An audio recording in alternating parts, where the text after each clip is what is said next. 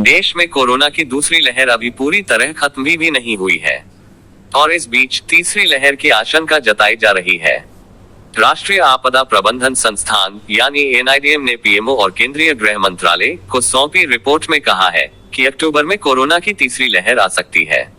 तो उस दौरान एक दिन में 5 लाख तक केस सामने आ सकते हैं। हालांकि इसकी असर 1 महीने तक ही रहेगा। रिपोर्ट के मुताबिक कोरोना की तीसरी लहर का बच्चों और बड़ों पर समान रूप से असर होगा। रिपोर्ट मिलने के साथ ही सरकार अलर्ट हो गई है और जरूरी उपायों पर मंथन किया जा रहा है। रिपोर्ट में बताया गया है कि इस स्थिति में देश में medical staff, doctors, nurses, ambulance, oxygen के साथ ही दवाओं और मेडिकल उपकरणों की किस तरह व्यवस्था करना होगी। साथ ही सलाह दी गई है कि देश में अब बच्चों के टीकाकरण पर तेजी से काम शुरू किया जाना चाहिए। खासतौर पर कोविड वार्ड बनाए जाएं, जहां बच्चों को भी रखा जा सके। रिपोर्ट के मुताबिक अच्छी बात यह है कि कोरोना की तीसरी लहर दूसरी लहर जितना घातक नहीं होगी। वहीं दूसरी एक नई स्टडी में दावा किया जा रहा है कि तीसरी लहर आएगी ही नहीं। देशवासियों के लिए यह राहत भरी खबर है। कानपुर आईआईटी के वरिष्ठ वैज्ञानिक पद्मश्री प्रो मनींद्र अग्रवाल ने दावा किया है कि संक्रमण की तीसरी लहर की आशंका अब न के बराबर है। इसकी मुख्य वजह बड़ी संख्या में वैक्सीनेशन होना बताया है। महामारी को लेकर नई स्टडी प्रो अग्रवाल ने गणितीय सूत्र मॉडल के आधार पर जारी की है।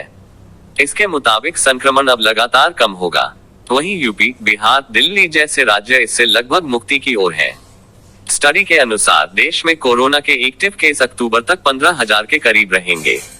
ऐसा इसलिए क्योंकि तमिलनाडु, तेलंगाना, केरल, कर्नाटक, असम, अरुणाचल समेत पूर्वोत्तर के राज्यों में संक्रमित आते रहेंगे।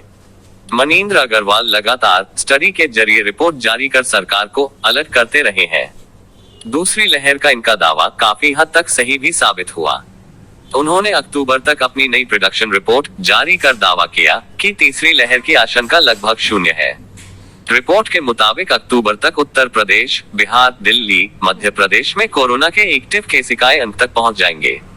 प्रो अग्रवाल के मुताबिक लॉकडाउन और वैक्सीनेशन का काफी लाभ मिलता दिख रहा है।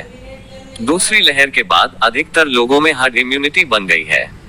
वहीं तेजी से चल रहे टीका अभियान का प्रभाव भी महामारी को रोकने में कारगर रहेगा।